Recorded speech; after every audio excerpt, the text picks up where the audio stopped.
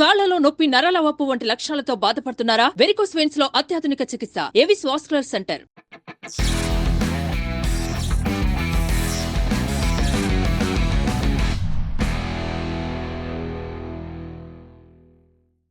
ఒక బ్యూరోక్రాట్గా ఉండి ఇక్కడేమో మీ అపాయింట్మెంట్ కోసం లైన్లు కడుతుంటారు వాళ్ళ సమస్యలు తీర్చుకోవడానికి. ఇక్కడేమో నేనే ఫోన్ చేస్తాను, నేనే వెళ్తాను ఆఫీసులకి. ఆ ఈగో ఏం రాదా? When you are in Rome you should be Roman. Cinema రంగానికి కావాల్సిన లక్షణాలు ఈ 5-6 లక్షణాలతో మీరు సినిమా రంగంలో బతకాలి. ఇక్కడ ఎవరి జీవితాల్లో వాళ్ళ పోరాటాల్లో ఇతమిద్దంగా సక్సెస్ వస్తుందో రాదు అనే భయంతో అనునిత్యం ఇన్సెక్యూరిటీతో ఉండే ఇండస్ట్రీ. నా నటనంతా రాజకీయ నాయకుల నుంచి నేర్చుకున్నాను. మా కలెక్టర్లు, మా జాయింట్ కలెక్టర్లు, నేను చూసిన ప్రజలు, నేను చూసిన దొంగ ప్రజలు.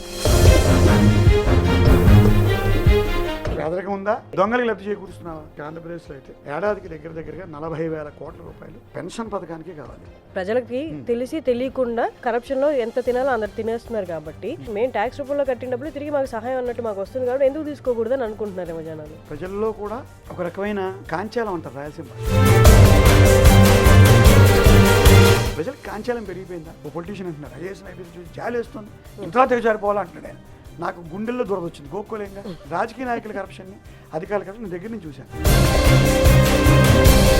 నువ్వు కత్తి పెట్టబట్టేగా వాడు సంతకం పెట్టాడు. ఇప్పుడు చంద్రబాబు నాయుడు గారి ప్రభుత్వం వచ్చింది ఆంధ్రప్రదేశ్లో, ఎలా ఉండబోతుంది అనుకుంటున్నాను? బాగా చేస్తాడు ఆయన, అద్భుతమైన నాయకుడు. నాకు ఆయనకు సంబంధం ఏంటంటే అలాంటి నాయకులే ఒక దిశ ఇవ్వాలి రాష్ట్రానికి. ఈ 100 సినిమాల్లో మన వర్గానికి చెందిన వాడు అని వచ్చిన ఆఫర్లన్నీ, ఈ పాత్ర ఈయన కరెక్ట్గా పోషించగలరు అని వచ్చిన పాత్రలన్నీ, మనవాడి వేషం వస్తే కనుక మనవాడిని ఇచ్చే వేషాలు అవే వస్తాయి. నమస్తే యస్. వడ్లమాని శ్రీనివాస్ గారు, ఈ యాక్టర్ గురించి ఈ మధ్యకాలంలో అసలు తెలియని వాళ్ళు లేరు. ప్రతి సినిమాలో ఆయన కనిపిస్తున్నారు. అండ్ 100 సినిమాలు కంప్లీట్ చేసుకున్నారు. ఈయన ఎక్స్ బ్యూరోక్రాట్ కూడా ఇవాళ మనతో ఉన్నారు. నమస్తే అండి. నమస్కారం అమ్మా. ఎలా ఉన్నారు? చాలా బాగున్నాను, హ్యాపీగా సినిమాలు చేసుకుంటూ ప్రశాంతంగా ఉన్నాను. ఎలా సార్ 100 సినిమాలు కంప్లీట్ చేసేసారు? దీనికి నేను ఫస్ట్ అల్లు అరవింద్ గారికి థ్యాంక్స్ చెప్పాలి.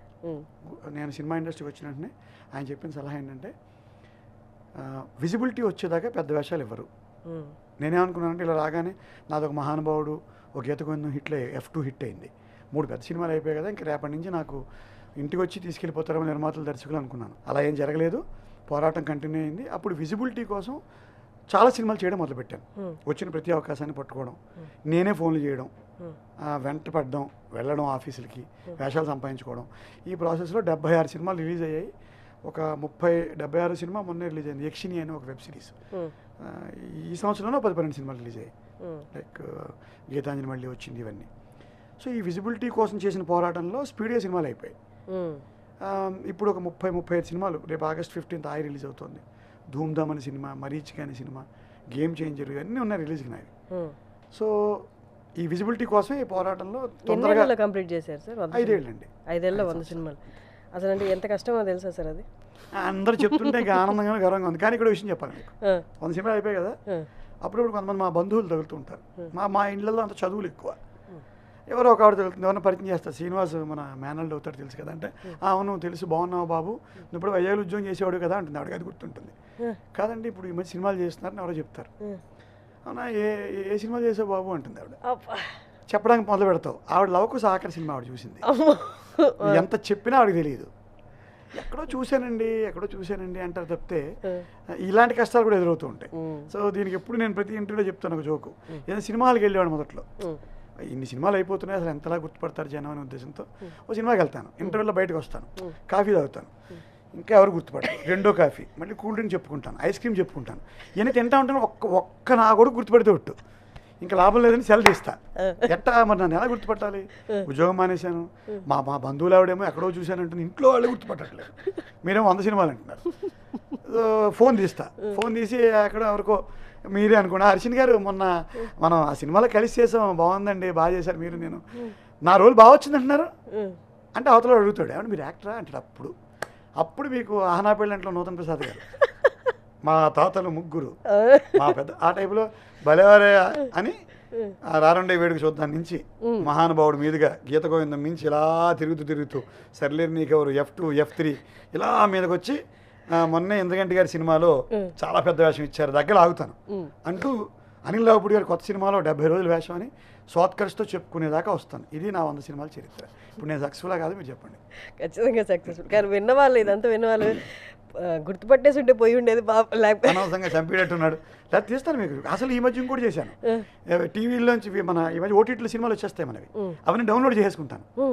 ఇట్ట కొట్టి చూడండి, ఇదిగో అశోకంలో అర్జున్ కళ్యాణ్ విత్ ప్రూఫ్ ఏంటండి, డైలాగ్ వినిపించేస్తాను. అవతలవాడికి నచ్చదు, చాలా మందికి సినిమాలు ఎక్కకపోవచ్చు. అవతలవాడి యొక్క వాడికి ఉన్న విజ్ఞతను బట్టి వాడి సినిమా ఇంట్రెస్ట్ చూపించాలి. అప్పుడు ఆయన వాడు చెప్పాడు, పోతన గారు పాపం ఇష్టం లేని వాడికి మనం వినిపించి సత్కవులు పిచ్చివాళ్ళందరికీ మన కవిత్వాన్ని అంకితం చేసి కవిత్వాన్ని అనవసరంగా వినిపించే బదులు వ్యవసాయం చేసుకోవడం సుఖం అని హాలికులు అయిన నియమని రాస్తారు పోతన గారు. ఎక్కడ బొమ్మర పోతన గారు మన కవిత్వాన్ని అర్హత లేని వాడికి వినిపించి అర్హత లేని వాడికి అంకితం ఇచ్చి అలా అప్పుడప్పుడు అర్హత లేదని కానీ ఇంట్రెస్ట్ లేని వాళ్ళకి వినిపించాల్సి వస్తుంది. భలే కష్టం వస్తుంది. మనకా ఆత్రం ఆగదు. సినిమా యాక్టర్ అయిపోయాను, 100 సినిమాలు అయిపోయి కొడుతుంటాం.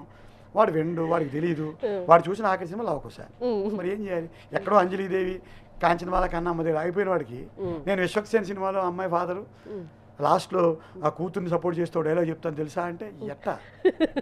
ఒక బ్యూరోక్రాట్గా ఉండి ఆ సర్వీస్ వదిలి ఇక్కడికి వచ్చి అక్కడేమో మీ అపాయింట్మెంట్ కోసం మీ ఫోన్ కాల్ కోసం లైన్లు కడుతుంటారు వాళ్ళ సమస్యలు తీర్చుకోవడానికి. ఇక్కడేమో పొద్దున్న లేసి మీరు ఇందాక అన్నారు నేనే ఫోన్స్ చేస్తాను, నేనే వెళ్తాను ఆఫీసులకి అంటే ఆ ఈగో ఏం రాదా? మధ్యలో రాదా? When you are in Rome you should be a Roman. Cinema రంగానికి కావాల్సిన కొన్ని లక్షణాలు ఒదిగి ఉండడం, ఎక్కువగా మాట్లాడకపోవడం, 10 మందిని పొగుడుతూ ఉండడం, అనవసరమైన రాద్ధాంతాలు వేళ్ళు పెట్టకపోవడం, సో నిరంతరం ఆశతో బతకడం, నిరంతరం ఏదో మంచి జరుగుతుంది రేపే చాలా మంచి జరిగిపోతుంది ఆశతో బతకడం. ఈ 5-6 లక్షణాలతో మీరు సినిమా రంగంలో బతకాలి.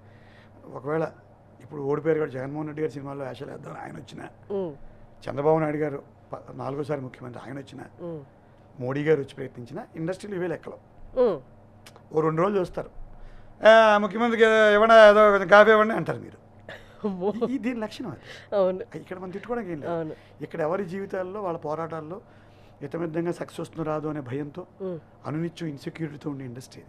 ఇక్కడ నీ గురించి వచ్చారు వైజాగ్ నుంచి ఒక ఆయన ఎర్రగా బుర్రగా ఉన్నాడు, ఈయనకి వేషం ఇచ్చి క్యారవాన్ ఇచ్చి ఇంటర్వ్యూ కూడా చేయించి సితార్లో సెంటర్ స్ప్రెడ్ చేసి ఈయన్ని పైకి తీసుకొద్దామని ఎవరు అనుకోరమ్మా, అనుకోరు. పైగా భయంకరమైన పోటీ కడుపు మండిపోతూ ఉంటుంది. మనం ఏదో వేషం అనుకుంటాం, ఇలా మురళీగౌడ్ గారికి వెళ్తుంది, లేదా గోపాల రావణ గారికి వెళ్తుంది, శ్రీకాంత్ అయ్యం గారికి వెళ్తుంది, ఎవడోడికి వెళ్ళిపోతుంది. మనమేమో ఇందులో అసూయ పడకూడదు. కానీ ఎప్పుడో బ్రహ్మానంద గారు అన్నారు, సినిమా రంగంలో మనకంటే ముందు వెళ్ళిపోతున్న వాళ్ళు చూస్తే కొద్దిగా గొప్ప ఇదంతా అబద్ధం ఏమి లేదండి, తప్పు. అది పాజిటివ్గా అయినా చిన్న స్పర్ధే కావచ్చు, కానీ చిన్న ఏడుపు ఉంటుంది. అలసరు రాత్రి ఈయన తాగాల్సిందే, ఏం చేయలేము. అది నాకేం లేదు, నా మురళీగౌడ్ గారు పెద్ద వేషం వస్తే నేను చప్పట్లు కొట్టినంటే కొడతాను, తప్పదు. కానీ అంటే అలా ఏడుస్తాను కాదు, ఎక్కడో పోటీ. అరే మనకు రాలేదేంటి, శ్రీకాంత్ అయ్యం గారు పెద్ద పెద్ద వేషాలు వేసేస్తుంటాడు, మనకి ఎవరు రావు రమేష్ గారు, మురళీశ్వరం గారు, నరేష్ గారు ఆ లీగ్లోకి ఎంటర్ వాళ్ళు మేమందరం పోటీల్లో ఉంటాం. ఆ ప్రయత్నంలో ఎవరు అంటారు, సార్ మీకు ఇంకా అంత స్క్రీన్ ఏజ్ రాలేదంటాడు ఒక ఆయన. స్క్రీన్ ఏజ్ నాకు వయసు చూస్తే ఇక్కడ 53, ఎప్పుడో 72లో పుట్టాను. స్క్రీన్ ఏజ్ రాలేదంటాడు. స్క్రీన్ ఏజ్ రాలేదంటే అలా అని అన్నయ్య పాత్రలు ఎవరు స్క్రీన్ ఏజ్ ప్రకారంగా హీరోయిన్ అన్నయ్య ఇస్తారంటే సుబ్బరాజు కొట్టుకుపోతాడు, అజయ్ పట్టుకుపోతాడు. లేదా ఈ మధ్య తమిళ నుంచి అశోక్ సెలవన్ అని రకరకాల భాషల నుంచి భంగిమలు పెట్టేవాళ్ళు వస్తున్నారు. ఈ ఎట్టా సో మీరు 100 సినిమాలు అయిపోవచ్చు, 10 మంది గుర్తుపట్టకపోవచ్చు. సో దీని ఈక్వేషన్స్కి అనుగుణంగా మనం జీవిస్తేనే మనకి వేషాలు వస్తాయి, గుర్తింపు వస్తుంది. కానీ సార్ అంటే ఆ ప్రొఫెషన్ని క్విట్ చేసి ఇక్కడికి వచ్చి 100 సినిమాలు కంప్లీట్ చేయడం అనేది నార్మల్గా ఇదే ప్రొఫెషన్గా ఎంచుకున్న వాళ్ళకి ఎప్పటి నుంచో ఉన్న వాళ్ళకి కూడా సాధ్యం కాదు. మీకు ఎలా సాధ్యమైంది? ఏం లూప్ హోల్స్ వాడారు మీరు? లూప్ హోల్స్ ఏం లేదు. ఫస్ట్ భగవంతుడి దయ, కృప. ఇది అందరికీ నేను ప్రతి వాళ్ళకి చెప్తాను. ఒకడు చరిత్రలో గొప్ప అశోకుడు, అక్బరు మహాచక్రవర్తులు కదా, వాళ్ళ తమ్ముళ్ళు ఎందుకు కావాలా? వాళ్ళే ఎందుకు అయ్యారు? వాళ్ళ తమ్ముళ్ళు అంత పోరాట యోధులు కాదా? అక్బర్ వంశంలో, అశోకుడి వంశంలో కూడా మహావీరులు పుట్టి ఉండొచ్చు. వీళ్ళే ఎందుకు అయ్యారంటే వాళ్ళకి వీళ్ళకి పోరాట పట్టిమ ఒకటే, యుద్ధం చేసే శక్తి కూడా ఒకటే, ఆత్రం కూడా ఒకటే, అన్నీ ఒకటే ఉంటాయి లక్షణాలు. వాళ్ళకి ఒక అన్ఫర్సీన్ ఎలిమెంట్, మనకు కనిపించని ఒక శక్తి, దాని దేవుడు అనండి, లక్ అనండి, లేకపోతే మా వేణుస్వామి గారి లాగా అదృష్టం అనండి, యోగం అనండి, ఆయన చచ్చిపోతే నేను చచ్చిపోతే అంటుంటాడు కదా, ఆ యోగం కావచ్చు, ఏదైనా కావచ్చు. సో ఆ అన్ఫర్సీన్ ఎలిమెంట్ ఒకటి నాకు అదృష్టం రూపంలో, దేవుడి రూపంలో, నేను నమ్మిన నా సద్గురు శివానందమూర్తి గారి రూపంలో నన్ను కాపాడింది. అది ఇలాంటి ఇంత కష్టమైన సంక్లిష్టమైన ఉద్యోగం సుఖం అమ్మ. చదువు ఒక పరీక్ష రాస్తావు, ఒక ఉద్యోగం వస్తుంది, ఒక ఫిక్స్ ఏజెండా ఉంటుంది. ఈజ్ MC² అక్కడ. ఇక్కడ కాదు, ఈజ్ MC³ అవ్వచ్చు. అసలు ఈఏ లేదు, ఎమ్ లేదు, సి లేదు, స్క్వేర్ లేదు. ఎట్టా మొదలవుతుందో తెలియదు. నువ్వు అంత బతికాం కదా అని ఏమైనా పూజా కార్యక్రమానికి వెళ్తే నీతో కొబ్బరికాయ కూడా కొట్టినవారు, ఎవరో కొడతారు, ఇంకొక ఆయన నీకు చిన్నట్టు అనుకుంటాను. అందుకే చక్కగా ఒక ప్రయత్నం జరుగుతూ ఆశతో బతుకుతూ. లూపోల్స్ అంటారా, దర్శకులు అందరితో స్నేహం చేశాను ఫస్ట్. ఇప్పుడు పలానా ఆయనకి తిరుపతి ప్రయాణం ఇష్టం, తిరుపతి పంపిస్తాను నాకున్న లక్షణాన్ని బట్టి. నవ్వుతూ చెప్పేస్తాను. మా అనిల్ అప్పుడు తిట్టపోతే చెప్తాను, అనిల్ నవ్వుతూ అంటాడు, ఇంక నువ్వు ఇంకొకసారి కనుక మా నాన్నగారిని అమ్మగారిని నువ్వు ఇంకొకసారి ఏమైనా మంచి క్షేత్రానికి పంపించామంటే అన్నయ్య, ఈ బాలకృష్ణ గారిని వెంకటేష్ బాబు గారిని తీసి నేను పెట్టమనేట్టున్నారు, నా పొట్టమే కొట్టేట్టున్నావు నువ్వు అంటాడు. అంటే నేను ఆశించి ఏం చేయను, నాకు కొంచెం అలా సహాయం చేయడం ఇష్టం. అలా ఎవరికి ఏం కావాలో అవి చేయడం ద్వారా కొంత స్నేహాన్ని సంపాదించుకున్నాను. చాలామంది ఏమంటారంటే నువ్వు అందుకే యాక్టర్ అయ్యావు, అందుకే యాక్టర్ అవ్వం. అందుకే అవ్వలేదు నేను. అన్ని చేసినా ఇవాళకి కూడా ఒక రోజు 6 రోజు వేషాలు చాలా వస్తున్నాయి. మనం ఏమనుకుంటాం అంటే ఒక్కోసారి ఈ దర్శకుడికి ఇన్ని చేస్తాం అద్భుతం అనగానే మనకి రాదు, శ్రీకాంత్ అయ్య గారికి వెళ్ళిపోతుంది వేషం. ఎప్పుడూ దర్శకులు కానీ నిర్మాతలు కానీ నీ సూటబిలిటీని బట్టి వేషం ఇస్తారు. అంతే. నీకున్న అడ్వాంటేజ్ ఏంటి, నాకున్న అడ్వాంటేజ్ ఏంటి, ఒక బ్యూరోక్రాట్గా ఏమైనా అవసరం. ఇప్పుడు ఇవాళ పొద్దున్నే ఎవరికో ఒక బ్రిడ్జ్ మీద షూటింగ్ పర్మిషన్ కావాల్సి వచ్చింది పోలీస్ నుంచి, నేను ఇప్పించాను. ఇన్ రిటర్న్ ఏమంటా నాకు వేషం అంటే ఇస్తారు. ఇంతలా అడుక్కోవాలా అని మీరు అనొచ్చు, దీన్ని అడుక్కోవడం అని నేను ప్రయత్నం కరెక్ట్. చాలామంది అంటారు అంత వెంటబడి వేషాలు ఏంటి అలా వెంటబడి అంటే. ఇప్పుడు ఇంకో కొత్త పాయింట్ కనిపెట్టాను నేను. రావు రమేష్ గారు వాళ్ళ రోజుల్లో ఒక సీతం వాకిట్లో సినిమాలు చెట్టు తర్వాత ఆయనకు అద్భుతమైన పేరు ప్రతిష్టలు వచ్చి వేషాలు తామర తంపరగా వెంటబడుతూ వచ్చాయి. ఇప్పుడు అలాంటి పెద్ద వేషం పడినా రావట్లేదు, వెంటపడట్లేదు, ఆప్షన్స్ ఎక్కువైపోయాయి. కాదు సార్, ఇన్ని 100 సినిమాల్లో ఎవరు అవకాశం ఇవ్వడే గొప్ప, డబ్బులు కూడా ఇవ్వడం అనేది స్టార్టింగ్లో అయితే ఖచ్చితంగా అయ్యి ఉండదు. ఎన్ని సినిమాలు ఫ్రీగా చేశారు ఈ 100 సినిమాలు? మొదటి నుంచి ఫ్రీ లేదమ్మా. అదృష్టవశాత్తు నాకు లక్కీగా నాకు మారుతి గారు, అనిల్ రావుపూడి గారు, పరశురామ్ గారు, వీళ్ళందరూ, అలాగే గీతా ఆర్ట్స్, దిల్ రాజు గారు, మైత్రి మూవీస్, వీళ్ళందరూ ఎంతో కొంత డబ్బులు ఇస్తున్నారు మొదటి. నాకు నా ఫస్ట్ రెమ్యూనరేషన్ 10,000 రూపాయలు నాకు ఇవ్వక్కర్లేదు అసలు. అది ఆ సినిమా ఏమిటది, మన రారండే వేడికి చూద్దాం సినిమా, ఊరికే మా ఊర్లో ఉండగానే 10,000 ఇచ్చింది నాకు, ఇచ్చారు ఆవిడ, సుప్రియ గారు, అన్నపూర్ణ మూవీస్ వారి. అదే నాకు ఆవిడకి ఎప్పుడు చెప్తాను, ప్రోగ్రెస్ రిపోర్ట్ ఇస్తూ ఉంటాను సరదాగా. ఒక రోజు ఫోన్ చేసి, అమ్మాయి 50 సినిమాలే, మొన్న ఏదో సినిమా 75,000 పర్ డే ఇచ్చారు. ఇవన్నీ నేను సరదాగా ఆవిడ చెప్తుంటే షీ ఫీల్స్ వెరీ హ్యాపీ. నేను ఇచ్చాను డబ్బులు అని అడిగారు రోజు. 10,000 ఇచ్చారమ్మా, మీరు ఫ్రీగా ఏం చేయాలి. గీత గోవిందానికి నాకు 1,00,000 రూపాయలు చెక్ ఇచ్చారు, 1 lakh చెక్ ఇచ్చారు. అది చిన్న పాత్రలైనా మీరు బ్యూరోక్రాట్ కాబట్టి గౌరవ ఇనిషియల్ డేస్లో రోల్స్ అవి. మహానుభావుడు 25,000 ఇచ్చారు. శైలజారెడ్డి అల్లుడు కూడా నేను ఉద్యోగంలో ఉండగానే చేశాను. మారుతి గారు నాకు 3 లక్షల రూపాయలు ఇచ్చారు. అది చూసి నేను నిజంగా అది నా స్థాయి ఏమో అనుకో, 30,000 రూపాయలు పర్ డే ఇచ్చారు అప్పుడే. తర్వాత నా బాధలు పడితే 30,000 దగ్గర స్థిరపడ్డాను. ఇప్పుడు 50,000-60,000 దగ్గర అలా అటు ఇటుగా 50, 60, 70, 50, బిట్వీన్ 50 and 75. సార్, కానీ ఇందాక ఒక మాట అన్నారు, పబ్లిక్ సర్వెంట్గా ఉన్నప్పుడు మనం మూవీస్లో ఇట్లా చేయకూడదు కదా, మీరు ఎలాగా అది ఎలా చేయరు సార్? అంటే పర్మిషన్ అక్కడ నేను మా కలెక్టర్ ప్రవీణ్ కుమార్ గారిని ఒక ఆయన ఉన్నారు, ఆయనకి నేను థ్యాంక్స్ చెప్పుకోవాలి. ఆయన జనరల్గా గవర్నమెంట్ పర్మిషన్తో చేయాలి. నేనేం గవర్నమెంట్ కాకుండా కలెక్టర్ గారు పర్మిషన్ తీసేసుకుని ఆ తర్వాత ఆయన ఇచ్చేసి ఇలా నువ్వు వెళ్ళి యాక్ట్ చేసుకోవడానికి యూఆర్ పర్మిటెడ్ అని ఒక పర్మిషన్ ఇచ్చి మళ్ళీ ఆయన గవర్నమెంట్కి రాసేవారు. ఇలా నేను శ్రీనివాస్ అనే నాకు ఎంత పని చేసిన ప్రాజెక్ట్ డైరెక్టర్ DRDAకి సినిమాలు నటించడానికి, గీతగా నటించడానికి 4 రోజులు లీవ్ ఇచ్చాను, పర్మిషన్ ఇచ్చాను.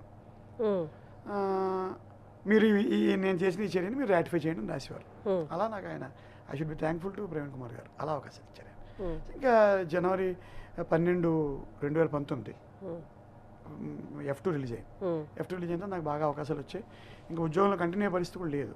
అప్పుడు లాంగ్ లీవ్ పెట్టేసి 21 దాకా, 21లో నేను VRS తీసుకుని పూర్తి స్థాయిలో ఇంకా నటుడిగా కంప్లీట్ ప్రస్థానం 21 నుంచి మొదలెట్టాను, అవుట్ ఆఫ్ గవర్నమెంట్. అంటే 17, 18 కూడా ఉద్యోగంలో ఉండి 4-5 సినిమాలు చేసిన. 2019 జనవరి నుంచి లీవ్ పెట్టి జూన్లో హైదరాబాద్ షిఫ్ట్ అయ్యి అక్కడి నుంచి కరెక్ట్గా 19 నుంచి 24 దాకా జెన్యున్గా 5 ఏళ్ళు, అందులో 1 సంవత్సరం కరోనా. సో గట్టి కృషి 4 సంవత్సరాలు చాలా ఇన్ అండ్ అవుట్, ఇంక వేరే పని లేకుండా, ఇంకో ఆలోచన లేకుండా సినిమానే శ్వాసించి కలగన్నా అదే, శ్వాస అదే, ఆశ అదే, ధ్యాస అదే, అంతలా నేను బతికా. అందరికి చెప్తాను అది నేను ఎవరైనా సరే ఇంత ఇంత ఆశ ఉన్నప్పుడు ఇన్నేళ్ళు అది అనగతొక్కుని వేరే ప్రొఫెషన్లో ఉండడం నరకం కదా సార్, ఎలా అసలు ఇది ఆశయం కాదు మీరు, అసలు నాకు ఆశ కాదు పాడు కాదు. నేను మంచి స్టూడెంట్ని, బాగా చదువుకున్నాను. I was a doctorate, I was a bureaucrat. నా గ్రూప్ 1లో మంచి సర్వీసులు వచ్చాయి. సివిల్ సర్వీస్లో నేను 4 సార్లు ఇంటర్వ్యూకి వెళ్ళాను. పిహెచ్డీ ఉస్మానియా క్యాంపస్ నుంచి రెగ్యులర్ పిహెచ్డీ. మళ్ళీ మధ్య ఎవరు పడితే వాళ్ళకి పిహెచ్డీలు వస్తుంటాయి. మా ఊళ్ళో ఎవరో లిఫ్ట్లు తయారు చేసేవాడు. వాడికి అదేదో వెస్ట్ బ్రూక్ యూనివర్సిటీ నుంచి పిహెచ్డీ వచ్చింది. లిఫ్ట్లు బాగా చేస్తాడు, ఇవ్వకూడదని కాదు చెప్తున్నాను. $7 ఇస్తే పిహెచ్డీ ఇచ్చేవాళ్ళు కూడా ఉన్నారు. నేను ప్రాపర్గా యూజీసీ ఫెలోషిప్తో ఉస్మానియా క్యాంపస్ నుంచి డాక్టరేట్. నాకేం సినిమా ఆశ కాదు, సినిమా శ్వాస కాదు. వన్స్ దీంట్లోకి వచ్చి అవకాశాలు రావడం మొదలెట్టిన తర్వాత నేను ఫుల్ ఫ్లెజ్డ్గా నేను సినిమా నటున్నే, ఇంకా నాకు వేరే సంబంధం ఏమీ లేదు జీవితంలో అనుకున్న తర్వాత మాత్రం నేను కంప్లీట్గా నేను నా ప్రయత్నాల మీద పట్టు బిగించాను నేను. సో అలా అలా అలా చిన్నప్పటి నుంచి లోపల లేదేమో నిజంగా లేదు. ఏదో టీవీలో అవి చిన్న చిన్న ఒకసారి ఇప్పుడు చిన్నప్పుడు మోన్ యాక్షన్ చేశాను. నాటకాలు అవి చిన్నప్పుడు 7th క్లాస్ 8th క్లాస్ ఏకపోతే consider them as real acting. నా నటనంతా రాజకీయ నాయకుల నుంచి నేర్చుకున్నాను, పొలిటీషియన్ నుంచి, బ్యూరోక్రసీ. మా కలెక్టర్లు, మా జాయింట్ కలెక్టర్లు, నేను చూసిన ప్రజలు, నేను చూసిన దొంగ ప్రజలు, నేను చూసిన ఓటర్లు, నేను చూసిన దొంగ ఓటర్లు, దొంగ రాజకీయ నాయకులు, వీళ్ళ నుంచి నేర్చుకున్నాను నటనంతా. ఇప్పుడు political versus bureaucracy, politician versus bureaucrat. ఇది ఎప్పుడు ముగింపు లేని వారిలా ఉంటుంది సార్, సైలెంట్ వారిలా ఉంటుంది. అంటే ఇది ఎలా ఉంటుందంటే ఎవరు చెడ్డవాళ్ళు, ఎవరు మంచివాళ్ళు. నేను అవుట్ ఆఫ్ గవర్నమెంట్ నేను మాట్లాడచ్చు. ప్రభుత్వంలో నేను 25 ఏళ్ళు పనిచేశాను. నేను పనిచేసినప్పుడు అప్పుడు ముఖ్యమంత్రులు వాళ్ళు ప్రజల కళ్ళల్లో కాంతులు నింపడం, పెద్ద కొడుకుగా అవతారాలు ఎత్తడం. మళ్ళీ చాలామంది మంత్రులు మారారు, నాయకులు మారారు. మరి ప్రజలు 25 ఏళ్ల క్రితం పేదవాడికి కదా పెన్షన్ ఇవ్వాలి. 25 ఏళ్ల క్రితం కంటే 25 సంవత్సరాల క్రితం ఒక 5 లక్షల మందికి పెన్షన్ ఇస్తే ఇప్పుడు 70 లక్షల మందికి ఇస్తున్నాం. అంటే పేదరికం ఇన్ని రెట్లు పెరిగిందా?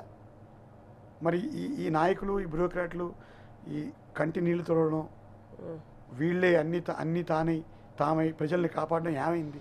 నేను పార్టీల గురించి, నాయకుల గురించి చెప్పట్లేదు. Valid point. ప్రజాస్వామ్యం భారతదేశం, ప్రజలకు ఏమైంది? పేదరికం ఉందా? దొంగలకి లబ్ధి చేకూరుస్తున్నావా? ఇప్పుడు కొన్ని రాష్ట్రాల్లో లైక్ ఆంధ్రప్రదేశ్లో అయితే ఏడాదికి దగ్గరగా 40,000 కోట్ల రూపాయలు ఒక పెన్షన్ పథకానికి కావాలి. 40,000 కోట్లు. 5 సంవత్సరాలు ఏ ముఖ్యమంత్రి అయినా కూడా, ఏ ప్రభుత్వం అయినా, తెలుగుదేశం కావచ్చు, వైఎస్ జగన్ గారి ప్రభుత్వం కావచ్చు, దగ్గర 2 లక్షల కోట్ల రూపాయలు ఒక్క పెన్షన్కి ఇవ్వాలి. ఇది కాకుండా రైతులు, అమ్మ ఒడి, భరోసాలు, అన్న క్యాంటీన్లు అన్నింటికి కూడా డబ్బు కావాలి కదా. అంటే అంత పేదరికం ఇంకా ఎగ్జిస్ట్ అవుతున్నప్పుడు మరి ఈ 30 ఏళ్ళుగా ఈ నాయకులందరూ మనకి చేసిన మేలేంటి? ఇంతమంది మంత్రులు మారారు, ముఖ్యమంత్రులు మారారు, కలెక్టర్లు, చీఫ్ సెక్రటరీలు, ఎవరెవరికి మేలు చేస్తున్నారు? అసలు ప్రజలు దొంగలా? లేకపోతే ఎప్పటికీ ఇలాగా ఆత్మగౌరవం ఉందా ప్రజలకి? ఎప్పుడో ఏదో దేశంలో పేరు చెప్పను, ఏదో దేశంలో ఇలాగే ఏదో బెనిఫిట్ అవ్వకపోతే బ్లాక్ కమ్యూనిటీ నో చెప్పింది, మేము ఫైట్ చేస్తే సంపాదించుకుంటామని చెప్పి చేతరపడినాను. మరి ఈ 30 ఏళ్ల నుంచి నాకు తెలిసి 30 ఏళ్ళు, అంతకుముందు తెలియదు. నేను ఉద్యోగంలో 25 ఏళ్ళు పనిచేసిన, 5 ఏళ్ళు, 30 ఏళ్ళు అయింది. నేను కళ్ళు తెరిచి నేను ప్రపంచాన్ని బాగా అర్థం చేసుకోవడం మొదలెట్టి.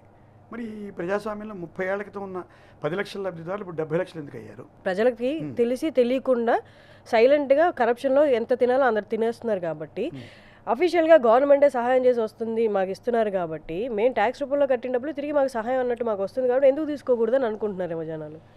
అగ్రీడ్. కానీ అదే చెప్తున్నానండి, ప్రజల్లో కూడా ఒక రకమైన దాన్ని ఏమంటారు, కాంచాలం అంటారు రాయలసీమ భాషలో. అంటే ఇంట్లో గుమ్మడికాయలు 2 ఉంటాయి, కానీ వీధిలో మీరు గుమ్మడికాయ బొట్లు తెస్తుంటే ఓ గుమ్మడికాయ ఇవ్వ అంటాను కాంచాలం అంటాం. ప్రజలకు కాంచాలం పెరిగిపోయిందా? పేదరికాన్ని నేనేమి అవమానించాను. నేను పేదరికం నుంచి వచ్చాను, మిడిల్ క్లాస్, అంత పేదరికం చూడలేదు. కానీ నేను ఉద్యోగంలో చేసినప్పుడు నేను ఎక్కువ రోజులు పావర్టీ ఎలివేషన్లో పనిచేశాను. నా ఉద్యోగంలో సగం జీవితం నేను society for elimination of rural poverty, SERP అనే డిపార్ట్మెంట్లోను, అలాగే ఉపాధి హామీ పథకం, అత్యంత నిరుపేదలకి ఉపాధి కల్పించే పథకాలను పనిచేశాను. ఎస్, దెర్ ఈస్ పావర్టీ, అనుమానం లేకుండా. గొప్ప గొప్ప ప్రాజెక్ట్స్ వచ్చాయి, వాళ్ళని ఆదుకున్నాయి. కానీ నేను చెప్పేది ఏంటంటే పొలిటీషియను, బ్యూరోక్రాటు, ప్రజలు ఈ మధ్యలో లింక్ ఎక్కడో దరిద్రమైన లింక్ ఏర్పడింది అంటాను నేను. దానికి ఒక మీనింగ్ లేకుండా, అంటే ఒక వెల్ఫేర్ పైనుంచి కింద కొన్ని వేల కోట్ల, లక్షల కోట్ల రూపాయల సంక్షేమం, అది జెన్యూన్గా ఎప్పుడో రాజీవ్ గాంధీ చెప్పారు, 100 రూపాయలు 13 రూపాయల ప్రజలు చేరుతుందని. అది అసలు ఇప్పుడు కానీ దాంట్లో కొంత ట్రాన్స్పరెన్సీ వచ్చింది, అకౌంటబిలిటీ వచ్చింది, బాగా వెళ్తుంది. మరి ఈ డబ్బంతా ఏమవుతుంది? ప్రజల్లో విద్య పెరగట్లేదా? చదువు పెరగట్లేదా? లేదా ఇంకొకటి ఏంటి, నేను ఎప్పుడో ఒక మాట చెప్పేవాడిని, ఎక్కువ సంక్షేమ పథకాలు వెళ్ళిన డబ్బు ఆల్కహాలిజంకి వెళ్ళిపోతుంది. మీకు తెలుసా? మీకు ఉపాధి హామీ పథకంలో వెళ్ళిన కోట్లాది లక్షల కోట్ల రూపాయల్లో 30% ఆఫ్ ది అమౌంట్ ఉపాధి హామీ పథకంలో మేల్ మెంబర్స్ యొక్క ఆల్కహాలిజంకి వెళ్ళిపోతుంది.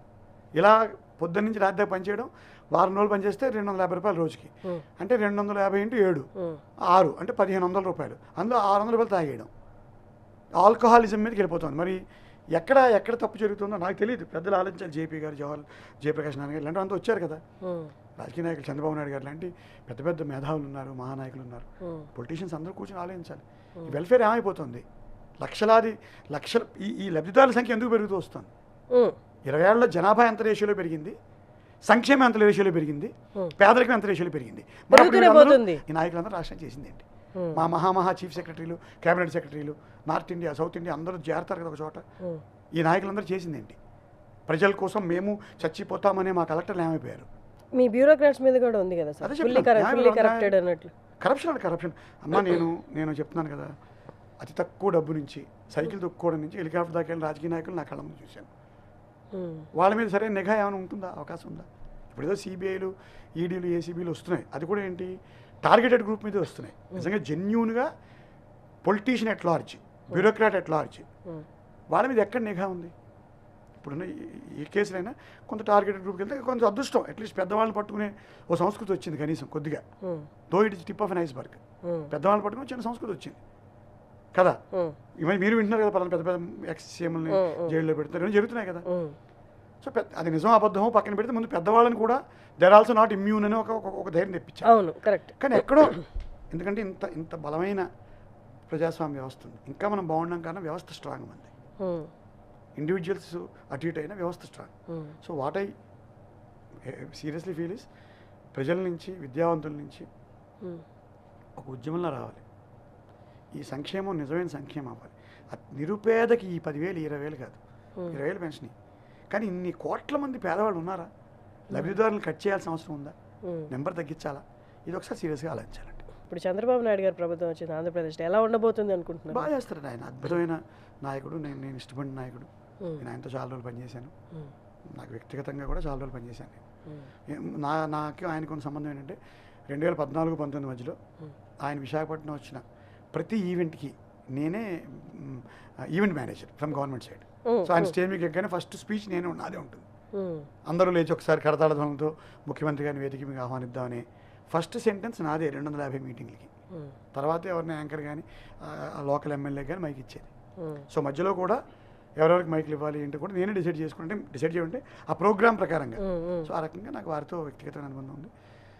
విజన్ ఉన్న నాయకుడు, అలాంటి వాళ్ళే చేయాలి ఏమన్నా. ఇప్పుడు ఈ నిజమైన సంక్షేమం అంటే ఏమిటి, నిజమైన అభివృద్ధి అంటే ఏంటి, అలాంటి నాయకులే ఇప్పుడు ఒక దిశ ఇవ్వాలి రాష్ట్రానికి. ఆయన అందరూ విజన్ ఉన్న పర్సన్, విజన్ ఉన్న సీఎం అని అంటారు కదా సార్. మీరు దగ్గరగా వర్క్ చేశారని చెప్తున్నారు కాబట్టి ఏదైనా స్ట్రైకింగ్ది ఈ సీఎంలో నేను చూశాను, ఇంతకుముందు సీఎంలో చూడలేదు, ఏ రాష్ట్రంలోనూ చూడలేదు అనిపించినది ఏదైనా ఒక స్ట్రైకింగ్ ఫీచర్ ఉందా? స్ట్రైకింగ్ అంటే ఏంటంటే డ్రీమ్ బిగ్ అయింది. మనకి భయంగా ఉంటుంది, ఇంత కళ్ళ కనొచ్చా, ఇంత కళ్ళ కనగలమా ఆయన కంటారు, సాధించడానికి నిరంతరం ప్రయత్నిస్తుంటారు. రాజకీయ నాయకులు కాదు, యూత్కి కూడా. ఆయన లాస్ట్ 5 ఏళ్ళు ఆయన కష్టాలు చూడండి, ఇవాళ ఆయన ముఖ్యమంత్రి. సో 74-75 సంవత్సరాల మనిషే అంత కష్టపడుతుంటే నీకేం తెగుల 20 ఏళ్ళకి సూసైడ్ చేసుకోవడానికి? ఏం జస్ట్ మనం అనుకున్న అమ్మాయి పక్క అబ్బాయిని పెళ్ళాడింది, చిన్న విషయం కదా అది. ఎమోషన్తో ఆడుకోవద్దని చెప్పకండి, జీవితాన్ని చూసాం కూడా చెప్తున్నాం మేము. చాలా చిన్న విషయం. సో అంత 75 సంవత్సరాల మనిషి ఒక జైలుకి వెళ్ళి మళ్ళీ బయటకు వచ్చి ఏ ఆశ నడిపించింది ఆయన్ని? ఎస్, ప్రజలకు ఏదో చేద్దాం, నేను చేయగలను ఒక ఆశ ఆయన నడిపించింది. నాకు రేపు బాగుంటుందని నమ్ముతున్నాడు ఆయన. డెఫినెట్గా నేను మళ్ళీ ముఖ్యమంత్రి అవుతాను నమ్ముతున్నాడు, తొడగొట్టి. మరి అట్లే అలాగే జగన్మోహన్ రెడ్డి గారు తండ్రి చనిపోయాడు, ఆయన జైల్లో పడేశారు, మరి 5,000-10,000 కిలోమీటర్లు తిరిగి ఆయన ముఖ్యమంత్రి అవ్వాలా? సో నేర్చుకుంటే ప్రతి చోట నుంచి ఒక మంచి తీసుకోండి. బట్ నేను ఇప్పుడు వ్యక్తుల నుంచి మాట్లాడుతున్న నా ఉద్దేశం కానీ అడిగారు కాబట్టి పొలిటికల్ బ్యూరోక్రాటిక్ వ్యవస్థలో కరప్షన్ అనేది బోత్ హ్యాండ్స్. చప్పట్లు కొడితేనే, 2 చేతులు కలిస్తేనే చప్పట్లు. ఓ పొలిటీషియన్ అంటున్నారు, ఐఏఎస్ ఐపీఎస్ చూసి జాలి వేస్తుంది, ఇంతలా తెగజారిపోవాలంటున్నాడు ఆయన. నాకు గుండెల్లో దొరదొచ్చింది, గోక్కోలేంగా గుండెలో దొరదొచ్చింది. రాజకీయ నాయకుల కరప్షన్, అధికారుల కరప్షన్ దగ్గర నుంచి చూశాను, నాకు గుండెలో దొరదొచ్చింది. అరే నాయన, నువ్వు కత్తి పెట్టబట్టేగా వాడు సంతకం పెట్టాడు, నువ్వు చెడగొట్టబట్టేగా వాడు చెడిపోయాడు, మరి ఎందుకు పాత రోజుల్లో when politician was a dignified person, bureaucrat was also be A dignified person. ఇప్పుడు నీ డిగ్నిటీ పోయింది, వాడి డిగ్నిటీ పోయింది. అందరం పంచుకుందాం అనుకున్నప్పుడు ఏమైంది సిస్టమ్ వ్యవస్థ. అలా అని మంచి లేదా అని అనకండి, చాలా అద్భుతమైన మనుషులు ఉన్నారు, అద్భుతమైన రాజకీయ నాయకులు ఉన్నారు, ప్రాణాలను పెట్టే బ్యూరోక్రాట్స్ ఉన్నారు, అలా లేదని చెప్పలేంగా. బట్ ఎనీహౌ ఇంత సంక్షేమం నాకు భయం ఎందుకు జరుగుతోంది. నేను ఒకటే ప్రశ్న, 30 ఏళ్ల క్రితం జనాభా ఇప్పుడు జనాభా ఎంత రేషియోలో పెరిగింది, పేదరికం ఎంత రేషియోలో పెరిగింది, సంక్షేమం ఎంత రేషియోలో పెరిగింది. మరి 30 ఏళ్ళ నుంచి మీరు మేము రాజకీయ నాయకులు మనం చేస్తున్న పని ఏంటి? ఎన్నాళ్ళు కన్నీళ్ళు తుడుస్తాం, ఇంకెప్పుడు కన్నీళ్ళు తొడవడం అయినా పేదలది, లేదా వాళ్ళ కన్నీళ్ళు వాళ్ళు తుడుచుకునే ఏమైనా వాళ్ళకు స్వయంగా ఉండే శక్తి ఏమైనా ఇస్తామా? ఎన్ని పేద కుటుంబాలు ఇప్పుడు వింటున్నాం చాలా చోట్ల, కూలీ చేసుకునే వర్కర్ కొడుకు కలెక్టర్ అవ్వడం, ఇలా ఇంటి వింటలేదు. అలా ఏమైనా వాళ్ళే స్వయం కృషితో ప్రజలందరూ పైకొచ్చి ఒక సమసమాజాన్ని నవ సమాజాన్ని నిర్మించాలా? ఎట్టా ఇది మరి? మళ్ళీ ఆ సమసమాజంలో ఆడవాళ్ళకి మగాళ్ళకి సమానత్వం ఉండాలి. ఈ 100 సినిమాల్లో తిను మనవాడు, మన వర్గానికి చెందినవాడు అని వచ్చిన ఆఫర్లన్నీ మీ ఎక్స్పీరియన్స్తో ఇంతకుముందు ఇన్ని సినిమాలు చేశారు, ఈ పాత్ర ఈయన కరెక్ట్గా పోషించగలరు అని వచ్చిన పాత్రలన్నీ? మనవాడిని వేషం వస్తే కనుక ఒక హీరోయిన్ ఫాదరు చచ్చిపోతూ ఉంటాడు, చావు బతుకు ఉంటాడు, ఒక డాక్టర్ వస్తాడు ఇంత పొట్టేసుకుని వచ్చేటట్టు చూసి, అమ్మ 24 గంటలు గడిస్తే కానీ నేను చెప్పలేను, దేవుని అన్నట్టుకొని వెళ్ళిపోతాడు. మనవాడు నువ్వు ఇచ్చే వేషాలు అవే వస్తాయి. మనవాడు ఇంకా స్పష్టంగా చెప్పండి, మన కాస్ట్ మన కమ్యూనిటీ అని ఎవరన్నా ఇచ్చారు అంటే అలాంటి వేషాలు వస్తాయి మహా అయితే. ఎప్పుడు సినిమా రంగంలో సూటబిలిటీ లేనిది ఎవడో పాత్రవాడు. ఇప్పుడు తమిళనాడు నుంచి మలయాళం నుంచి ఎందుకు తెచ్చుకుంటున్నారు? సూటబిలిటీ. తెలుగు వాళ్ళు చేస్తారు చేయలేదని కాదు, ఆ పాత్రకి అతను మోర్ సూటబుల్. అయితే నాకు వేషాలు రావడంలో మనవాడి కంటే కూడా నన్ను మనవాడు అనుకోవడానికి కారణం అందరూ నన్ను, మీకు చెప్పాను కదా దర్శకులందరూ నాకు స్నేహితులు అయ్యారు. ఫస్ట్ శ్రీనివాస్ గారు బాగానే చేస్తున్నాడా నాకు అట్లీస్ట్ నా మీద ఒక ఆలోచన ఇచ్చే పరిస్థితి తెచ్చుకోగలిగాను.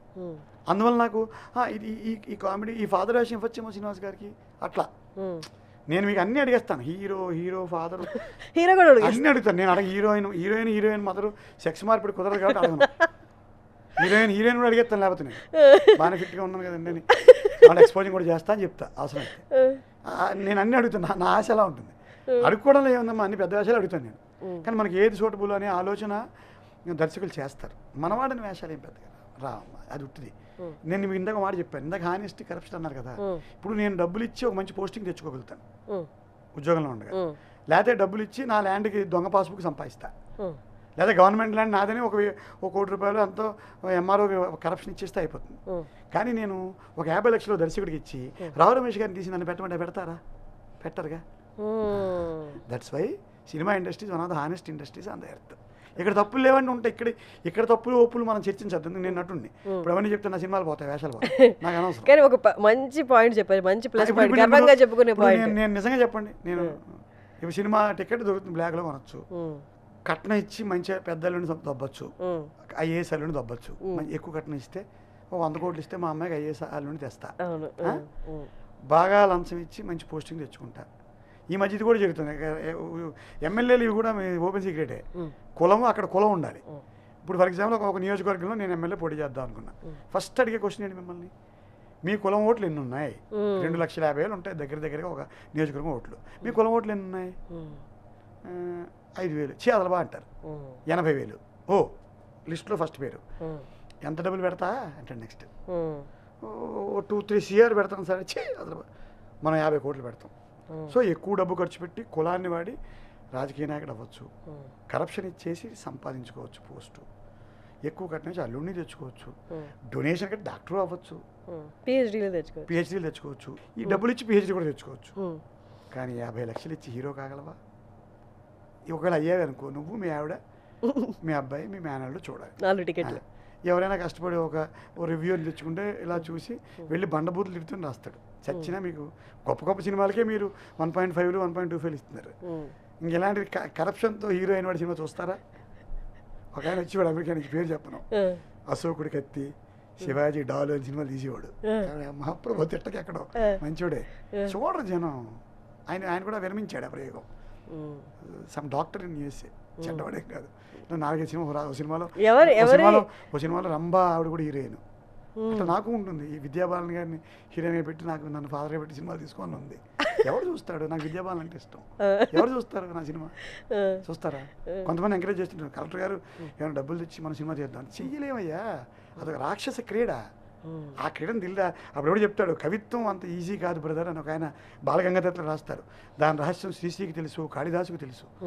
కవిత్వం కాదయ్యా అయోమయం, కాదయ్యా జరామయం రాస్తారు ఎవరు. అలా సినిమా అనేది నాట్ ఎన్ ఈజీ టాస్క్.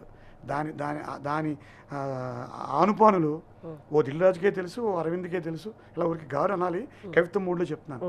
ఓ సురేష్ బాబుకే తెలుసు, ఒక నాగార్జునకే తెలుసు, అంతే. ఓ మైత్రి నవీన్కే తెలుసు. అది ఈజీ కాదు. నన్ను పెట్టి నేను సినిమా తీసుకోగలను. అందువల్ల one of the honest fields are the earth ఇది. మనం బయట నుంచి అందరూ చెప్తారు చాలా చెడు ఉంటుందని చెప్తారు, బట్ హానెస్ట్గా నేనేం చేసినా నేను 50 లక్షలు ఇచ్చి ఇప్పుడు తీస్తున్న సినిమాలో అనిల్ రావుడి గారి సినిమాలో సాయి కుమార్ గారినో, విజి గణేష్ గారినో, నరేష్ గారినో తీయించి నన్ను పెట్టించుకోగలనా? వాళ్ళందరంటే కుళ్ళే సార్ మీకు? వాళ్ళు తీసుకుంటూ మా సాధ్యాలు ఉంటుంది చిన్న అసూయ. ఎప్పుడు ఎన్నిసార్లు అంటాను మా గౌడ్ గారితో, అయ్యా నేను కుమారస్వామి లాగా దర్శకుల చుట్టూ పరిగెడుతూనే ఉన్నాను, నువ్వు వినాయకుడిలాగా ఎక్కడో ఏదో చేసావు, చక్కగా నమస్కారం పెట్టావు, గణనాయకత్వం నీకు వచ్చేసింది అన్నయ్య అంటూ ఉంటాను. మొన్న ఇప్పుడు శ్రీకాంత్ అయ్య గారు అంటున్నాడు, ఏ సినిమా చూసినా నువ్వు, ఏ సినిమా చూసినా నువ్వే చిరాకేసేస్తాను. నేను నువ్వు అదేదో పెద్ద సినిమాలు బాగా కనిపించాను, నాకు చిరాకేస్తున్నాను. ఇదంతా అంటే హెల్దీ పోటీ చిన్న చిన్న ఉంటుంది. అప్పుడప్పుడు ఈయనో తాగాలి, తప్పదు. సార్ మీరు మిమ్మల్ని సార్ అని పిలుచుకునే దగ్గర నుంచి ఇప్పుడు మీరు సెట్లోకి వస్తే చిన్నారేదో పెద్దలేదు వేషాన్ని బట్టి సార్ అని పిలుస్తారు. ఎక్కడో ఎంత కాదని ఎక్కడో లోపల కలుక్కుమందా? ఏం లేదమ్మా, ఈ కలుక్కులు ఏం లేవు. ఇక్కడ కలుక్కులు ఇవే. మంచి వేషం తండ్రి పాత్ర ఇస్తున్నారు, ఇవ్వలేదు, ఎవరికి వెళ్ళింది ఎవరికి వెళ్ళింది ఇక్కడ కొనుక్కుంటూ ఉంటాను. శుద్ధ అనవసరం, దీనివల్ల కొంత ఆరోగ్యం కూడా పాడవుతుంది. ఎవరికి వెళ్ళింది పాత్ర ఆయన ఇచ్చారా, వెబ్ సిరీస్లో నాకు ఇస్తున్నారా, లేదు సార్ వాళ్ళు వెళ్ళిపోయినట్టు క్యాష్ డైరెక్ట్ ఫోన్ చేసి ఈ ప్రయత్నం సతాయిస్తారు మీరు డైరెక్టర్స్ని. నేను బాగా విసిగిస్తాను. మీకు స్వాతి ముచ్చిన సినిమాలో ఒక ఆయన జేవి స్వామి గారు కమలాసింగ్ ఉద్యోగం ఇస్తా అంటాడు. ఆయన పాల ప్యాకెట్ తీయలేదు, ఇది కూడా మొహమ్మద్ ఇలా ఉద్యోగిస్తాను కదా. అలా నేను ఎవరినో పొరపాటున చిన్న ఎంక్వైరీ చేస్తే చాలు నన్ను, శ్రీనివాస్ గారు మీ డేట్లు next month 8th 9th 10th ఉన్నాయా అని పెట్టేస్తాడు. ఒక 2 పిక్స్ పంపండి అన్నాలో అయిపోయాడు. ఇంక వాడు అయిపోయింది. వాడి జీవితంలో ఆ కాస్టింగ్ డైరెక్టర్ కానీ ప్రొడక్షన్ మేనేజర్ కానీ వాడు సంసారం చేసుకోలేడు, పిల్లల్ని స్కూల్కి దింపలేడు, పాల ప్యాకెట్లు కొనుక్కోలేడు. నా ఫోనే మోగుతుంటుంది, తమ్ముడు బాగున్నా ఎక్కడ తిరుపతి వెళ్తావా, వెళ్ళను సార్ నేను క్రిస్టియన్ సార్, నేను తిరుపతి సార్. అట్లా వచ్చావా, సారీ అంటాను నేను.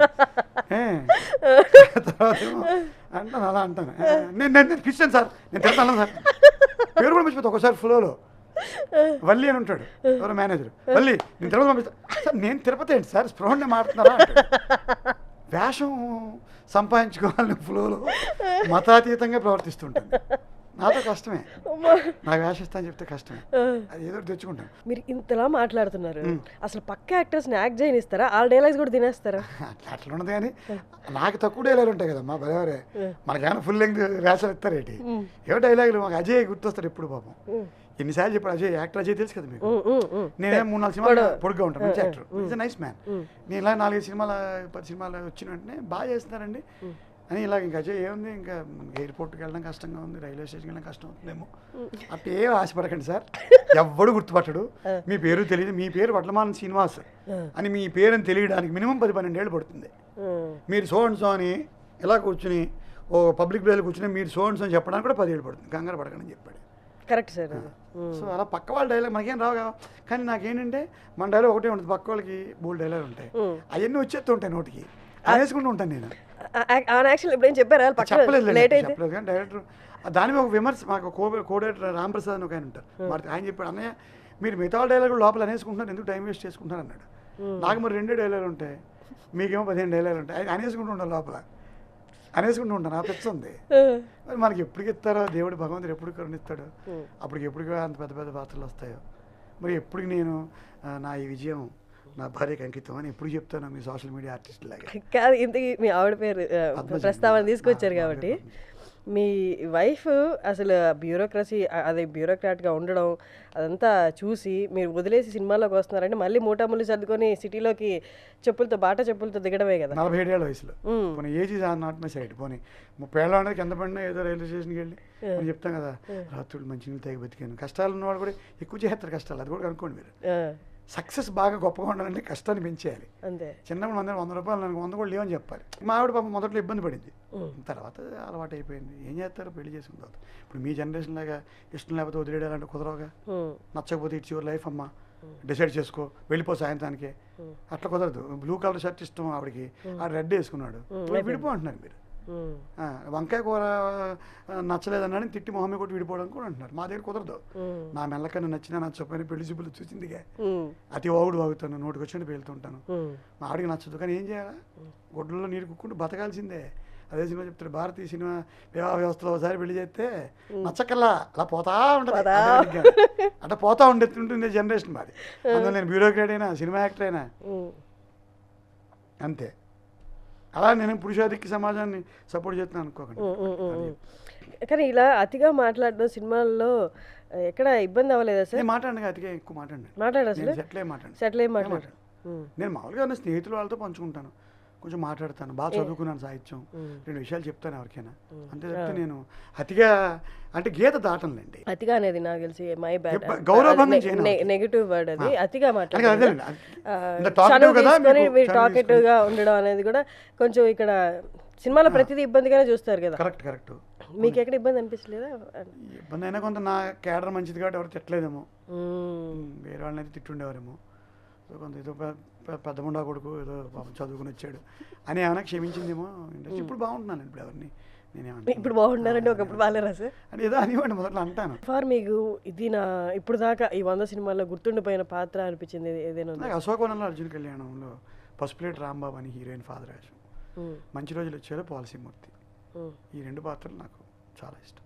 అంటే 100 చేశాను, రొటీన్గా ఉంటాయి జనరల్గా. మీకు చెప్పాను కదా, అంత ఈజీగా ఏమి మనం సినిమా రంగంకి పోను అలా రాత్రి ఏమైనా పోనీ డైరెక్ట్గా పావుఎకరం కొనిచ్చేద్దాం, వైజాగ్లో పెద్ద ఉద్యోగం చేశాం కదా, ఉద్యోగం ఇచ్చినా ఆయన పావుఎకరం తీసుకుంటాడు కానీ మీకు వేషం రాదు, అంతే.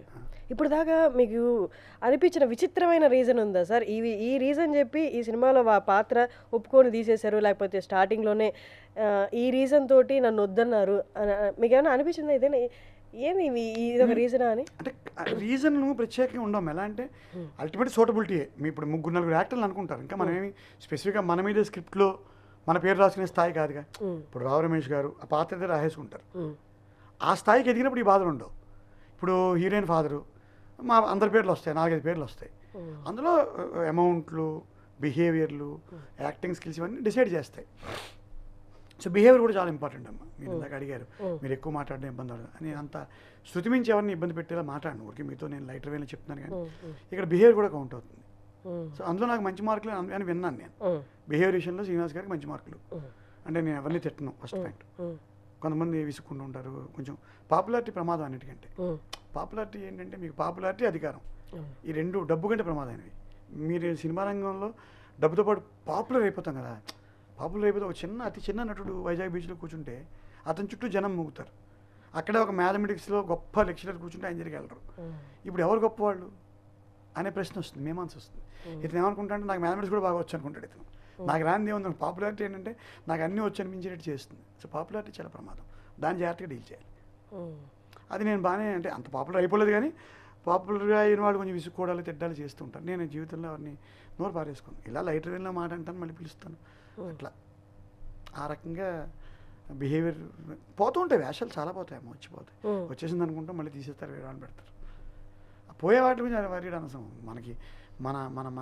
మనం ఇప్పుడు పెళ్లి చూపుల్లో చూసిన ఆవిడే మీ భార్య అవ్వదు, తాళి కట్టినావిడే పెడదాం. పలానా వాడు నిన్ను తండ్రి పాత్రలో పెడదాం, నువ్వు తండ్రి కాదు ఆ సినిమాకి. మురళీ గౌడ్ తండ్రి, ఇంకో సినిమాలో గోపరాజరావు తండ్రి, ఇంకో దాంట్లో శ్రీకాంత్ అయ్యంగారు తండ్రి, నువ్వు కాదు. నువ్వు తాళి కట్టినావిడే నీ భార్య. నువ్వు అంతేగాని ఐశ్వర్య నేను పెళ్లి చూపులు చూశానంటే అభిషేక్ బచ్చన్ గారు పెళ్లి చేసుకున్నారు, నువ్వు చేసుకోలేదు కదా. నువ్వు పెళ్లి చూపించాను సో అండ్ సో ఆవిడకి తాలిగట్టి ఆవిడ నీ భార్య, వచ్చిన పాత్ర నీది. అంతేగాని అనుకున్నారు ఫస్ట్ మంది ఆ భూమి కొందాం అనుకున్నాను, గజం 1000 రూపాయలు. ఇటువంటి ఫెయిల్యూర్ స్టోరీలు వినకూడదు, ప్రతి వాడికి కథలు ఉంటాయి. మీకు నాకు అలా వెళ్తుంటే నేను వచ్చినప్పుడు అండి మొయినాబాద్లో నువ్వు ఎందుకు కొనలేదురా, కొంటే చెప్పు. మొయినాబాద్లో కొనలేదంటే నువ్వు పెళ్ళావిడ మెల్లకన్నుతో ఉన్న నీ భార్య నీ భార్య. ఇంకో సామెత చెప్తారు, జో జీతాయి ఓహి సికందర్. గెలిచిన వాడే నవాబు. బాగా అవార్డు వచ్చిన వాడి దగ్గర తీసుకుంటారు ఇంటర్వ్యూలు. అన్నీ బాగున్నాయి ఇండస్ట్రీలో. ప్లస్లు కూడా చాలా మంచి ప్లస్ పాయింట్స్ చెప్పారు, ఎవరు చెప్పని. ఏంటి, కరప్షన్ లేని ఏకైక ప్రొఫెషన్ ప్రపంచంలో. కానీ ఈ ప్రొఫెషన్ అందరు ఊళ్ళో కూడా 10,000 అయితే పూజారి ఎక్కువసేపు సతకం పెడతాడు. ఫస్ట్ దర్శనం కూడా గర్భగుడిలోకి ఏదో ఒకటి 10,000 వేసాం అనుకోండి, ఇటు చూసి మిమ్మల్ని ఎక్కువసేపు అది గోతనామాలు చెప్తాడు, అక్కడ దండోడు తీసి వెళ్ళేస్తాడు. అక్కడ కూడా డబ్బే పనిచేస్తుంది. శిలాఫలకం మీద పేరు కూడా రాస్తారు. సో అన్నీ మాట్లాడుకున్నాం. సినిమా ఇండస్ట్రీ అంటేనే ఫస్ట్ వేలెత్తి చూపించే ఒక యాక్టివిటీస్ ఉంటాయి, కొన్ని యాక్టివిటీస్ ఉంటాయి. నైట్ లైఫ్ అని, పబ్బులని, అంటే ఒక రిలేషన్షిప్తో ఆగకుండా ఒకటే టైంలో 2-3 రిలేషన్షిప్స్ మెయింటైన్ చేస్తారు. ఈ లిమిట్ లేని లైఫ్ ఉంటుంది సినిమా ఇండస్ట్రీకి వస్తే. అవి ఏమన్నా మీ దాకా వచ్చాయా? అంటే పేరు ప్రతిష్టలతో పాటు అవి ఆటోమేటిక్గా దగ్గరికి వస్తాయి. సినిమా ఇండస్ట్రీ ఈ నైట్ లైఫ్, లిమిట్లెస్నెస్ ఇదంతా సమాజం నుంచే మొదలైంది, సినిమా రంగం కాదండి. సినిమా రంగం కాదు. 13 ఏళ్ల పిల్ల 3వ ప్రియుడిని, డాలర్లలో దొరికేదే డబ్బు అనే దాస్యానికి నేను తలొగ్గలేను, 13 ఏళ్ల పిల్ల 3వ ప్రియుడిని నేను క్షమించలేను అని ఎక్కడ ఈ మధ్య చిన్న కవిత చదివిన ఎవరు రాసింది. అంటే సమాజంలోనే ఒక మార్పు గత 20-25 ఏళ్ళుగా. సమానత్వం పేరుతో, ఇండివిజువలిజం పేరుతో. ఇప్పుడు ఇవన్నీ ఎప్పటి నుంచో ఎక్కడ ఫ్రెంచ్ ఫిలాసఫర్స్, ఇండియన్ ఫిలాసఫర్స్ ఈ పోరాటం జరుగుతూనే ఉంది. వ్యక్తా సమాజమా. ఇప్పుడు వ్యక్తి అనే దానికి వచ్చాం మనం అందరం. ముఖ్యంగా మీ జనరేషన్, మీ పిల్లలు, నా కూతురు, ఆడపిల్లలు, అబ్బాయిలు అందరూ కూడా. అంటే ఏంటి, తల్లిదండ్రులు ఇద్దరు హైదరాబాద్లో ఉద్యోగం చేసుకుంటున్నారు, ఇంకా రిటైర్ అవ్వలేదు. కూతురు ఒక ఉద్యోగస్తురాలు. తల్లిదండ్రులతో ఉండడానికి ఇష్టపడలేదు ఆ పిల్ల. గట్టిగా అడ్డుపడితే ఇట్స్ మై లైఫ్ అంటారు. హ్యాండ్ బ్యాగ్లో జూలు దొరికితే ప్రశ్నిస్తే ఎందుకు అంటే ఇట్స్ మై లైఫ్. ఆ డాక్టర్ ఆల్బన్ అని రాశారు ఈ దిక్కుమాల పాట. ఎప్పుడు ఇట్స్ మై లైఫ్ అని పాట వినే ఉంటారు మీరు. కాదు అని నేను అనుకుంటాను. ఇట్స్ మై లైఫ్ కాదు. మీరు మరి మేము వేసిన రోడ్డు మీద ఎందుకు నడుస్తున్నారు? ప్రభుత్వం వేసిన రోడ్డు మీద ప్రకృతి ఇచ్చిన గాలి ఎందుకు పిలుస్తున్నారు? ప్రభుత్వం పెట్టిన బడుల్లో ఎందుకు చదువుకుంటున్నారు? అంటే మీరు ఒక్కళ్ళు ఇండివిజువల్గా మీరే పుట్టేసి, తల్లిదండ్రులు లేకుండా మీరు పుట్టేసి, భార్యాభర్తలు, పెళ్ళి, వివాహ వ్యవస్థ, ఓ పద్ధతి, ఓ ధర్మమైన శృంగారం లేకుండా మీరు పుట్టేశారా? అవి జంతువులకు కదా జరుగుతాయి. జంతువులకి ఏం అక్కడ పెళ్ళి అక్కడ లేకుండానే ఓ పులి, ఆడపులి, మగ పులి సంగమిస్తే పిల్లలు పుడతాయి. అలా కుదరదుగా. ఓ రూల్ పెట్టాంగా, దాని ప్రకారంగా పిల్లలు పుడుతున్నారు, పెద్దవాళ్ళు అవుతున్నారు. మీరు స్కూల్కి వెళ్ళాలి, చదువుకోవాలి, పుస్తకాలు ఇవ్వాలి, అన్నీ కొనుక్కోవాలి, పెన్ను, కాగితం, సినిమాకి వెళ్తే ఎంటర్టైన్మెంట్, ఇవన్నిటికీ కలిపి 25 ఏళ్ళకి మీరు వ్యక్తి అయ్యారు. ఇప్పుడు మీరు కొత్తగా ఏమంటున్నారు? ఇట్స్ మై లైఫ్ అంటున్నారు. సమానత్వం పేరుతో ఫెమినిజానికి కొత్త అర్థాలు తీస్తున్నారు. అదంటే తిడతారు, నన్ను గ్యారంటీగా తిడతారు. ఇది వైరల్ అవుతుంది. అంటే నేనేమంటానంటే, మగవాడు గంజాయి తాగినా, ఆడవాళ్ళు గంజాయి తాగినా తప్పే అనేది ఒక థియరీ. మీరేమంటున్నారు? వాడు తాగుతున్నాడు, నేను కూడా తాగుతాను ఆడపిల్లలు చెప్తున్నారు. ఇప్పుడు నేను చూస్తున్నాను అమ్మాయిల సీడలు తాగడం, అబ్బాయిల సీడలు తాగడం, కలిసి తాగడం. ఇది ఎటు దారి తీస్తుంది? ఎందుకు ఇచ్చే అంటే అడిగితే అంటే నా జీవితం. ఇప్పుడు చాలామంది మీరు ఇంట్లో కూడా ఈ మధ్య కొత్తగా వచ్చే సోషల్ మీడియా స్టార్లు ఎక్కువ. ఇది మన జీవితం, మనకు కావాల్సిన ఉన్నది ఒకటే జిందగీ, ఏకీ జిందగీ. ఒక జిందగీ కదా 10 జిందగీలు ఉంటాయా? ఒకే జిందగీ కదా ఉందని పక్కింటి రేపు చేస్తావా? లేకపోతే సంబంధం లేకుండా నువ్వు నీ ఇష్టం వచ్చిన సంబంధ బాంధవ్యాలు పెట్టుకుంటావా? ఏది తప్పు కాదు. ఎవరు అడగాలి ఈ ప్రశ్న? మా చిన్నప్పుడు అయితే మా పక్కింటి వాడు కూడా దవడమి కొట్టేవాడు తప్పు చేస్తే. మేము స్కూల్కి వెళ్ళే ఒక రిక్షా సాహిబ్ రిక్షాలో మా పక్కన కూర్చొని నా చెల్లిని ఎవడన్నా రోడ్డు మీద వెళ్తున్నట్టు ఆగి దవడమి కొట్టేవాడు వాడు. ఇప్పుడు అవకాశం ఉందా? టీచర్ కొడితే వెళ్ళి టీచర్ మీద ధర్నా చేస్తాం మనం. ఏది తప్పు ఎవరు చెప్పాలి? ఇప్పుడు చెప్పండి నాకు. మాకు మేమే నిర్ణయించుకుంటాను. ఎట్లా చెప్తారు మీరు? మీరు ఎలా నిర్ణయించుకుంటారు? మరి అటువంటిప్పుడు మీరు అడవుల్లోకి పోండి, దూరంగా. అదే నేను సినిమాలో చూపించాడుగా ఆయన, సంబాల, కాశీ, అదేదో లోపలికి వెళ్తే ఒక అందమైన ప్రదేశం వచ్చింది, అక్కడికి పోండి, తాగండి, తందనాలండి, చిందులేయండి. సమానత్వం అంటే, సమానత్వానికి ప్రతీకలు ఒక అరుణిమా సిన్హా. కాళ్ళు తెగిపోతే రైలు పట్టాల మీద. అరుణిమా సిన్హా ఒక అథ్లెట్, భారతదేశానికి రిప్రజెంట్ చేయడానికి ఆవిడకి ఫోన్ వచ్చింది. ఆవిడ బీహార్లో ఎక్కడ ట్రైన్ ఎక్కితే ట్రైన్లో ఆకతాయిలు అమ్మాయిని కిందకి తోసేశారు. పట్టాల మీద పడిపోయింది. ఒక పట్టాల మించి ఆవిడ కాళ్ళ మించి ఒక ట్రైన్ వెళ్ళింది, స్పృహ పడిపోయింది. రాత్రి అంతా ఆవిడ కాళ్ళ మించి, అది చాలా ఎక్కువ ట్రైన్లు వెళ్ళే రూట్, 58 ట్రైన్లు వెళ్ళాయి. కొన ఊపిరితో బతికుంటే ఆ రోడ్డు పక్కన వెళ్తున్న పాలవాళ్ళు పొద్దున్న అటు సైడ్ బహిర్భూమికి వెళ్తున్న తీసి ఒక హాస్పిటల్లో పడేస్తే ఆవిడ రికవర్ అయ్యి బతికి ఆర్టిఫిషియల్ లిమ్స్ పెట్టుకుని తర్వాత ఏం చేయాలనుకుంది.